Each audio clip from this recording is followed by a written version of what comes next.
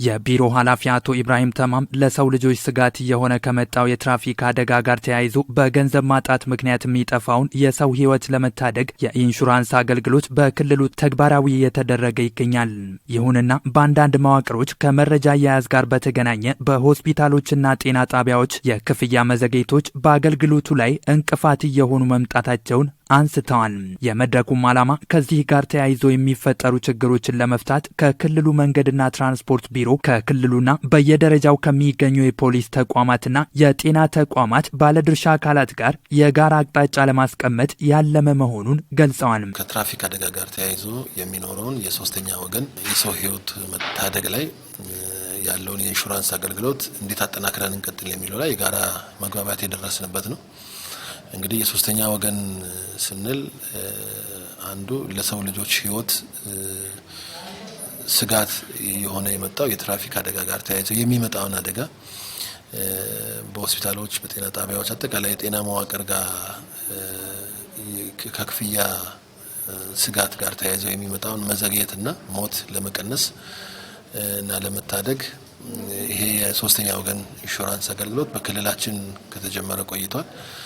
ይህን የኢንሹራንስ አገልግሎት በሁሉም የክልላችን ሆስፒታሎች እንዲሁም በሁሉም ጤና ጣቢያዎች ተግባራዊ እየሆነ ይገኛል። መድረኩን በጋራ የመሩት የክልሉ ትራንስፖርትና መንገድ ልማት ቢሮ ምክትል ኃላፊና የትራንስፖርት ዘርፍ ኃላፊ አቶ ዘመዴ አንዳርጌ በበኩላቸው በክልሉ ከትራፊክ አደጋ ጋር ተያይዞ የሚደርሱ ጉዳቶችን ለመቀነስ ቢሮ በትኩረት እየሰራ መሆኑን ተናግረዋል። ከትራፊክ አደጋ መጠን መጨመር ጋር ተያይዞ ያሉ ችግሮችን ለማስተካከል በተለይ የትራፊክ አደጋ ከተከሰተ በኋላ የድህረ አደጋ አገልግሎት ፈጣን ምላሽ አሰጣጥ ከጤና ተቋማት ከፖሊስ ጋር በቅንጅት እየተሰሩ ባሉ ስራዎች ላይ በትኩረት አቅደን እየሰራን እንገኛለን። ከዚህም አንዱ የአሽከርካሪዎች ስነ ምግባር መሆኑን አንስተው በክልሉ ሁሉም ዞኖች ለሚገኙ ከ19,000 በላይ ለሚሆኑ አሽከርካሪዎች የተሃድሶ ስልጠና መሰጠቱን ጠቁሟል።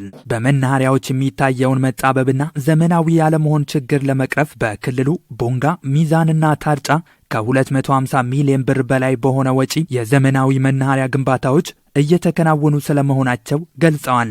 እነዚህም መናኸሪያዎች ለማጠናቀቅ ከ90% በላይ አፈጻጸም አላቸው። ከአንድ ወር ጊዜ በኋላ ተጠናቀው የሚመረቁ ፕሮጀክቶች አሉ። ተጨማሪም አዲስ መናኸሪያ ቴፒ ከተማ ላይ ለመገንባት እንደዚሁ ቅድመ ዝግጅት እያደረግን ያለንበት ሁኔታ ነው ያለው። ከተሽከርካሪ ቴክኒክ ምርመራ ጋር ተያይዞ የሚፈጠሩ ችግሮችን ለመፍታት ከባለ ሀብቶች ጋር በመግባባት በሚዛንና ቦንጋ የማሽን ተከላ እየተከናወነ መሆኑን ጠቁሟል። ከአደጋ በኋላ በ24 ሰዓት ውስጥ የሚፈጠሩ የሞትና ሌሎች አደጋዎችን ለመቀነስ ከመድን ፈንድ ጋር እየተሰራ መሆኑን ያነሱት አቶ ዘመዴም ከመረጃ ጋር ተያይዞ የጤና ተቋማት በሰጡት አገልግሎት ልክ ክፍያ ለማግኘት ቅሬታን እየፈጠረ መሆኑን በመግለጽ ከትራፊክ ፖሊሶች ጋር የጋራ አቅጣጫ ለማስቀመጥ መድረኩ አጋዥ መሆኑን ገልጸዋል። ጤና ተቋም ላይ የትራፊክ አደጋ ሲከሰት ፈጣን ምላሽ አገልግሎት መሰጠት እንደሚችል ተግባብተናል። የአገልግሎት ሲሰጡ ደግሞ ማረጋገጫ የትራፊክ ፖሊሶች መስጠት እንዳለባቸውም ተማምነናል።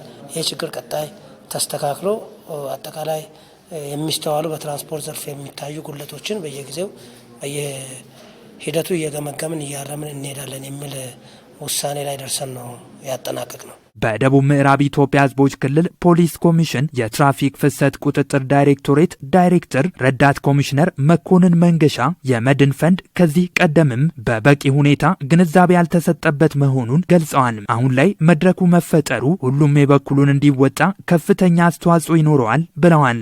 በመድረኩ በክልሉ ትራንስፖርትና መንገድ ልማት ቢሮ የመንገድ ደህንነት ዳይሬክቶሬት ዳይሬክተር አቶ ተገኔ አንጎ በደንብ 554/2016 እና ሌሎች ተያያዥ ጉዳዮች ላይ የተዘጋጀ ሰነድ አቅርበው በባለድርሻ አካላት ውይይት ተደርጎበታል።